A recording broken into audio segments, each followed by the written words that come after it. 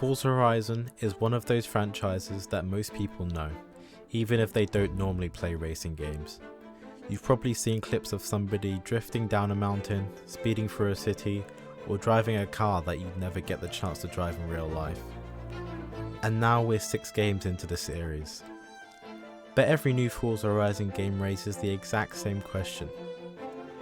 Is the game actually getting better, or is it simply more Forza? Because if you've never played a Horizon game before, you probably have no idea whether this is worth your time or not. And if you have played one before, you're probably wondering if there's enough here to justify jumping in again. Well, don't worry, because I've done the playing for you. So let's answer the question, is Forza Horizon 6 actually worth playing? For starters, what is Forza Horizon 6? Forza Horizon 6 is an open-world arcade racing game developed by Playground Games. Unlike racing simulators that focus heavily on realism, Horizon leans much more into fun and accessibility. You get to traverse a massive open world filled with races, challenges, collectibles, and hundreds of different cars to unlock, customize, and tune. You progress through the game by collecting wristbands. You qualify for wristbands by completing races and activities around the map that reward you with Horizon points. There are quite a few wristbands to collect, all the way up to gold. If you are going to play, don't do what I did. I wanted to come first in every race, so I kept the difficulty lower and completed everything at that difficulty. I ignored all of the collectibles around the map too. Turns out that's a terrible idea, because later on I needed thousands of extra Horizon points to unlock my gold wristband, and then ended up spending ages driving around, smashing billboards and doing speed traps instead. You can also build custom events and buy homes throughout the world, giving you even more optional activities if you want to spend more time with the game. The biggest appeal has always been the freedom though. You can spend hours racing competitively, build your dream garage, tune your favourite cars, or completely ignore objectives and simply drive around exploring. It's a series that's always tried to appeal to both hardcore car enthusiasts and people who don't normally play racing games at all, which is the category I fall into. And for people who don't normally play racing games, first impressions are everything. From my personal experience, the game was easy to pick up. Bear in mind that the only other racing games I've played are Need for Speed, Most Wanted, and funnily enough, Forza Horizon 4, so easy to pick up racing games are pretty much all I've known.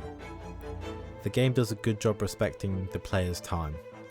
I feel like at any point while playing, I was gaining some form of XP, currency, or unlocking something. There's not really a moment where you aren't driving, racing, unlocking things, or exploring. It never felt like it was forcing me through hours of tutorials before I could actually have fun. And honestly, that's one of its biggest strengths. This isn't a game that asks for your full attention every single second. It can be as chill or as competitive as you want it to be. I thought the opening hours of the game were fun and rewarding, which is why I kept playing. The biggest reason Forza Horizon works is because it gives players freedom. There isn't one correct way to play.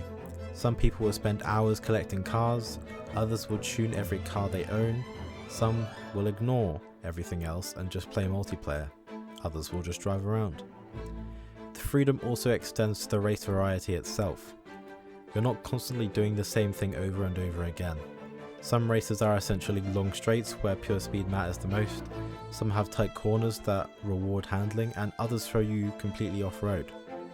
The game pushes you to explore different types of cars, limiting you to lower class cars at the beginning of the game, but increasing the limit as you progress. Weirdly enough, I eventually started enjoying the slower races and some of the off-road events too.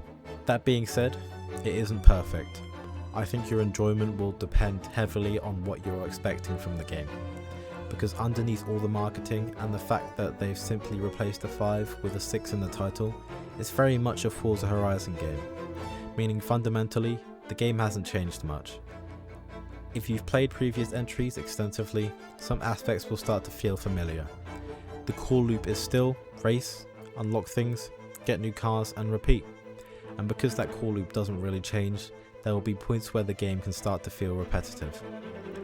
No matter how beautiful the world is, eventually you're still driving from event to event doing variations of the same activities. If you're somebody who needs constant innovation to stay engaged, this might not be the game for you. But honestly, I don't think that's necessarily a bad thing. Playground Games have simply become very good at making Horizon games. Instead of reinventing the wheel every single release, they focused on refining a formula that already works. I actually think this game has one of the widest audiences of almost any racing game. If you're brand new to racing games, it's approachable. If you're a casual player, it's easy to jump into. And if you're a car enthusiast, there's a good amount to sink your teeth into. The only people I wouldn't immediately recommend this to are players looking for an ultra-realistic simulator experience. So back to the question at hand, is Forza Horizon 6 worth playing? I'd say yes, but not because it's trying to reinvent racing games or itself, it's because it understands exactly what it's trying to be. A game that's easy to jump into, difficult to get bored of, and capable of giving you hundreds of hours of entertainment if you let it. Whether that's enough for you is another question, but for me, I've had a great time with it. Thanks for watching.